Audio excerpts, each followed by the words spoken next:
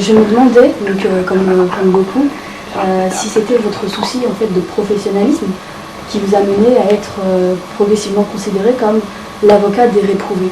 Des réprouvés? Oui. Oui. Ou est-ce seulement votre goût du défi qui vous guide dans le choix de vos dossiers notamment? Alors je répondrai très simplement. Seuls les réprouvés ont besoin d'avocats. Mère Teresa n'a pas besoin d'avocat. Oui, effectivement. Bon. Et donc un avocat est là pour défendre les réprouvés à des titres divers de gravité.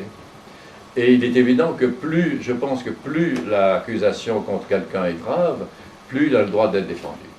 Et en même temps, je ne conteste pas qu'il y a là un défi professionnel. Si j'étais médecin, j'aurais préféré faire la première greffe du cœur que soigner 1000 cas de grippe à Sarcelles.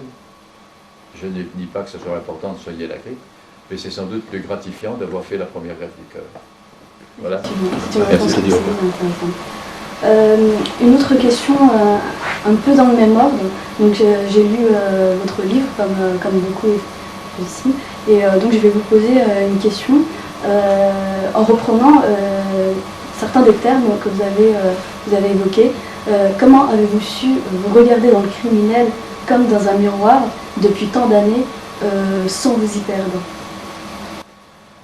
Sans m'y perdre, parce que je pense que l'avocat doit comprendre la personne qu'il défend, comprendre, hein, pas excuser forcément, mais il ne doit pas s'identifier à lui. Il y a un paradoxe de l'avocat, puisque vous destinez à cette profession, comme un paradoxe du comédien. Quand le comédien rentre dans un rôle, il doit conserver une certaine distance aussi pour être un bon comédien. Voilà. Effectivement, une toute petite dernière question, donc c'est une question davantage d'ouverture en fait sur la justice en général. Et donc que pensez-vous de la justice française dans son état actuel et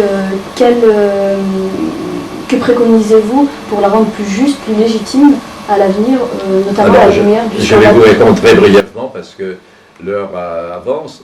Je pense que la justice en France est dans un état très grave.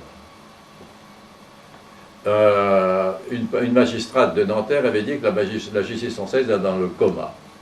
J'avais répondu non, la justice française est au 3e stade de la syphilis, quand la paralysie générale s'accompagne de délire des grandeurs. Et je pense qu'il faut vraiment une révolution culturelle. C'est même plus une question de budget, c'est changer la tête et le fonctionnement de la justice. Voilà. Je vous remercie beaucoup. Merci. Au revoir. Bonjour. Merci beaucoup.